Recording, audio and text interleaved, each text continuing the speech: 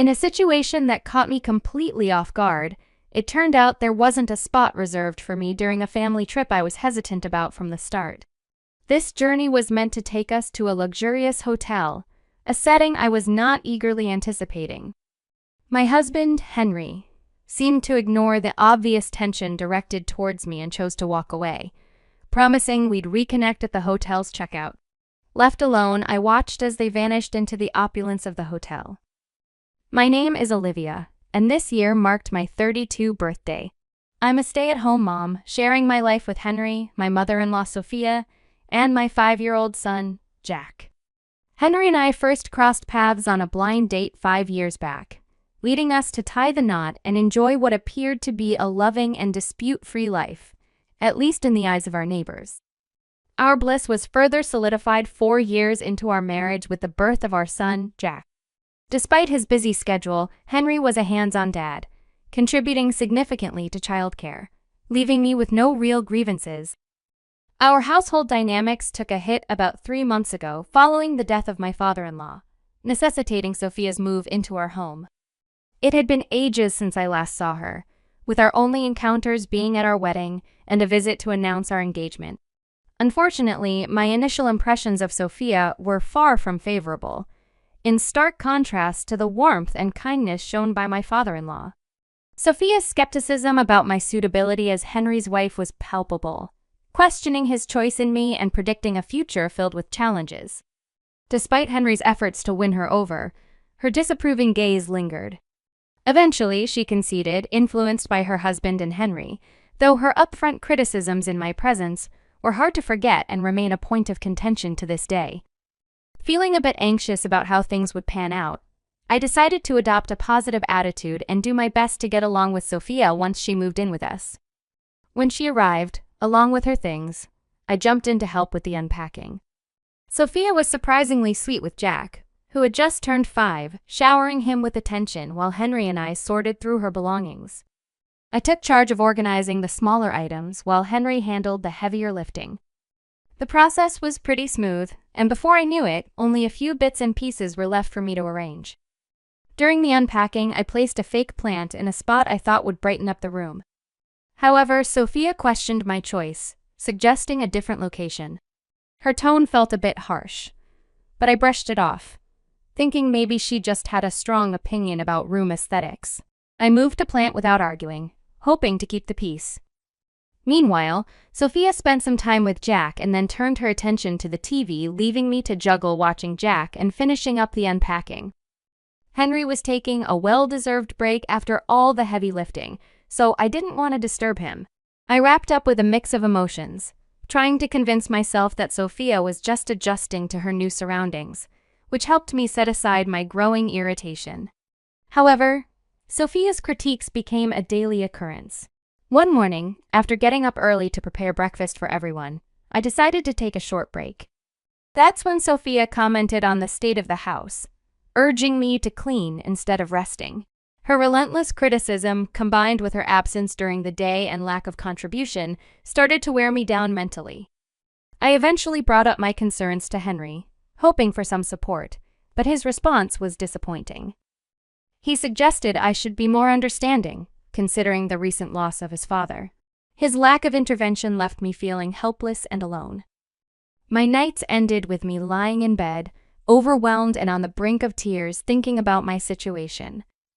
On one such night, Jack's cries broke the silence, but my exhaustion made it difficult to get up immediately. That's when Sophia burst into my room, berating me for not tending to my son right away, accusing me of neglecting my responsibilities as a mother. Her words stung, but wanting to avoid further conflict, I silently got up and went to comfort Jack, carrying the weight of the day's tensions with me. That night, sleep evaded me entirely. With Henry having the day off, I mulled over what special dish to prepare for lunch, wanting to make something delightful for everyone. As I was considering my options, Sophia began to get lunch ready. When she laid out the meals, it became apparent that a plate was missing mine.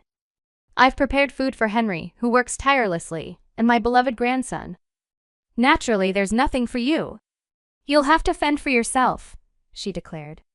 This left me feeling utterly humiliated. It dawned on me then her actions weren't just harsh admonitions. They were deliberate acts of bullying, a realization that hit me hard. I had always tried to see Sophia's behavior as tough love, thinking maybe she was pushing me to be a better partner for Henry. Without this perspective, I felt like I would crumble under the pressure. Unable to retort and feeling increasingly isolated, I poured my heart out to a childhood friend after dropping Jack off at daycare. "This is outright bullying. How are you managing to cope?" she asked, concern lacing her voice. Sharing the ordeal with her, I found myself breaking down, unable to hold back tears any longer. My friend's support was unwavering. "You're stronger than you realize, and you'll get through this. Let's think of a plan," she encouraged, giving me a glimmer of hope. Though our conversation was brief, it lifted a weight off my shoulders. Following her advice, I decided to discreetly record the daily goings-on at home. I picked up an affordable recorder on my way back from picking up Jack and set it up in a hidden spot at home. Amidst my cleaning spree, I stumbled upon a piece of paper that had slipped out of one of Sophia's drawers. It was a personal loan agreement with a staggering sum of $20,000. Shocked but realizing its potential significance, I pocketed the document. Later that evening, with Sophia back and Henry returning just in time for dinner, we sat down to the usual setting Sophia's complaints. Out of the blue, she mentioned a discount coupon for a luxurious spa hotel she had received from a friend, clearly hinting she wanted to use it. Henry was instantly supportive of the idea, and even Jack seemed thrilled at the prospect.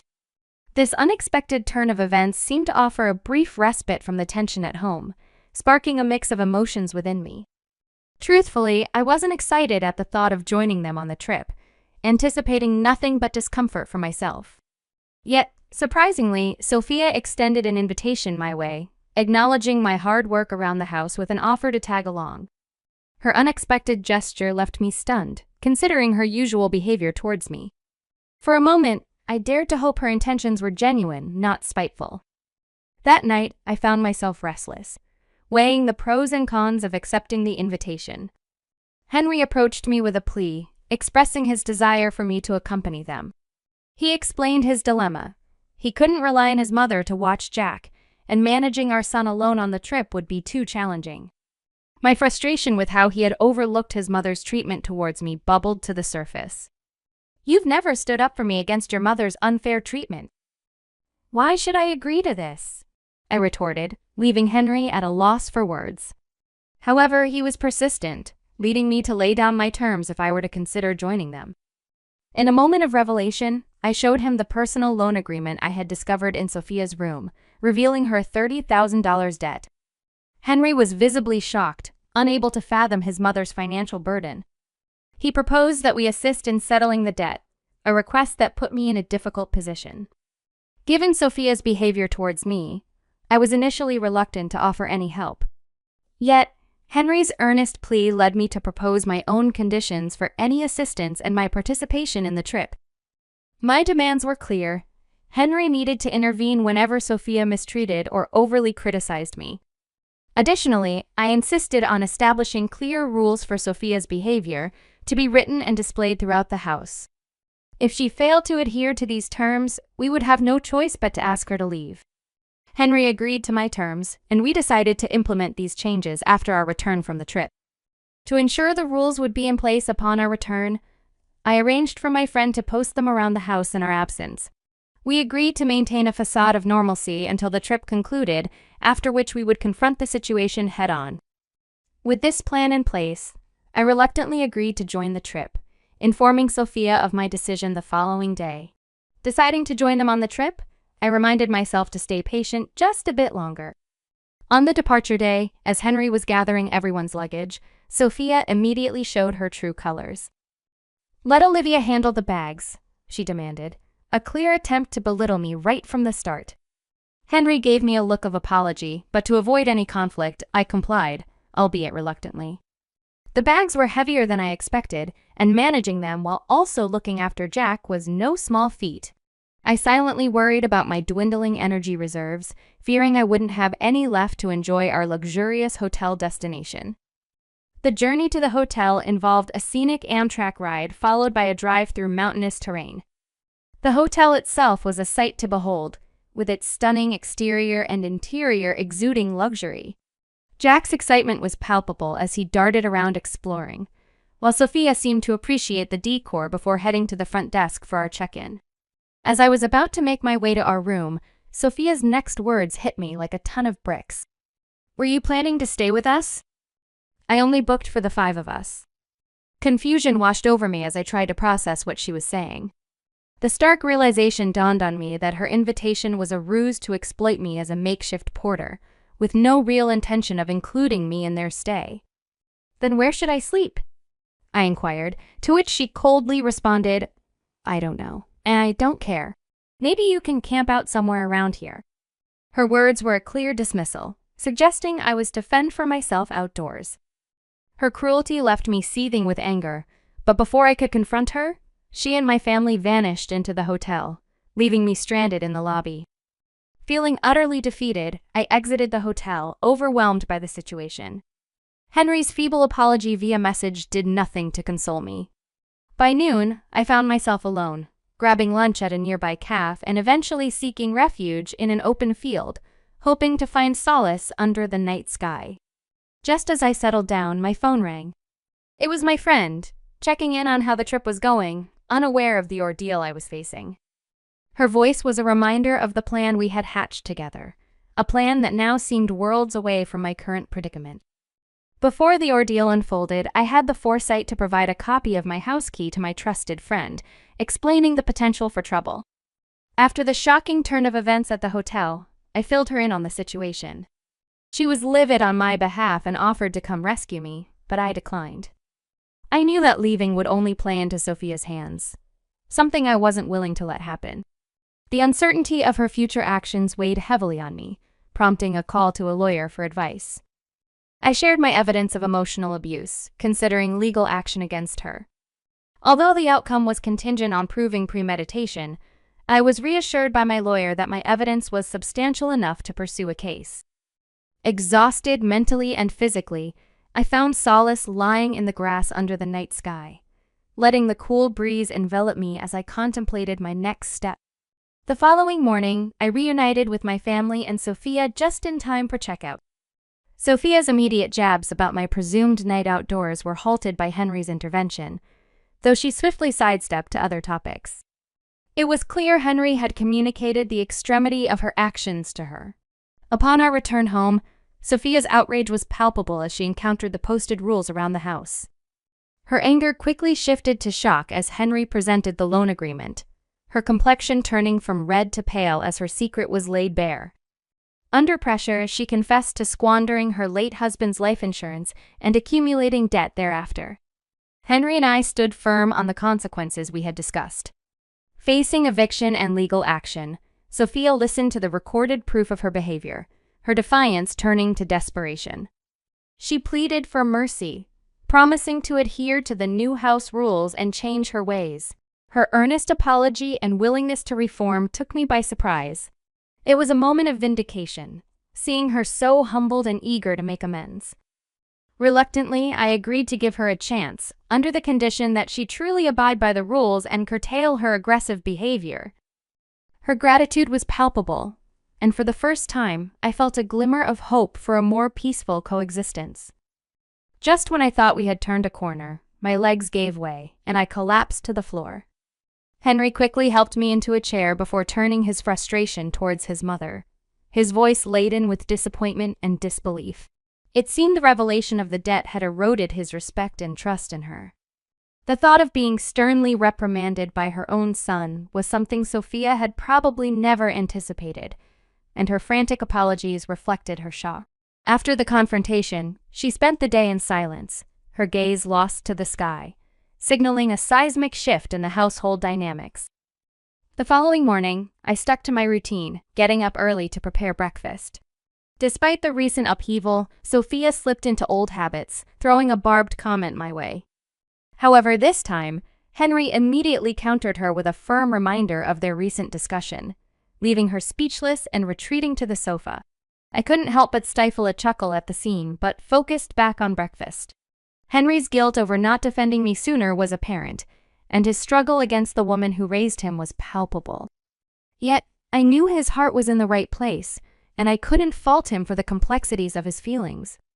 His heartfelt apology later on, accompanied by tears, reassured me of his support. Over time, Sophia's demeanor towards me softened. While she still made occasional critiques, the underlying hostility seemed to fade. This newfound peace allowed me to breathe easier, fostering a healthier mental state. To manage the debt repayment of $700 a month, Henry and I teamed up, with me taking on a part-time job to contribute financially. Despite her past actions, Sophia took on the responsibility of Jack's daycare runs commendably, earning back some trust. To prevent any further financial missteps, Henry took control of managing her finances. Our family dynamic evolved gradually, inching towards a semblance of harmony. The ordeal taught me a valuable lesson about the complex interplay of love, family, and the challenges of living with a difficult in-law. I had once considered separation as an escape from the harsh criticism and unbearable treatment, but the discovery of the IOU became a catalyst for change, offering a chance to mend fences and strengthen our family unit. Perhaps there was a touch of luck in how things unfolded, but it also underscored the power of resilience and forgiveness in overcoming adversity. Reflecting on everything I've been through, my heart is full of gratitude for my friend's unwavering support. Her listening ear and encouraging words were a beacon of light in my darkest times. Without her, I'm certain the weight of my struggles would have overwhelmed me, possibly leading to a mental breakdown. It's a friendship I vow to treasure deeply. Recalling the hardships fills me with a mix of emotions. Tears well up as I acknowledge the effort I've put into keeping my family afloat. Despite battling depression and lacking the drive to handle daily chores, I persevered. Ensuring my family had a decent life, especially striving to shield my son from any hardship, brings a sense of pride and accomplishment that warms my heart. Forgiving Sophia may be beyond my capacity, but she remains my mother-in-law, and I've chosen to treat her with kindness. Time has a way of softening the sharpest edges of our conflicts. Since those challenging days, years have passed. My son has blossomed, eagerly stepping into his preschool years. We're on the cusp of paying off the debts and are exploring the possibility of moving to a new home, marking a fresh start for our family. Sophia has gradually begun to assist me, easing the once tense atmosphere in our home. My bond with Henry has grown stronger, enriched by our experiences and mutual understanding. We're even contemplating the joy of welcoming another child into our lives. Our family stands on solid ground now, a testament to resilience, love, and the quiet strength that comes from facing life's trials head-on. I'm committed to continuing my efforts, nurturing this stability, and fostering a loving environment for my family.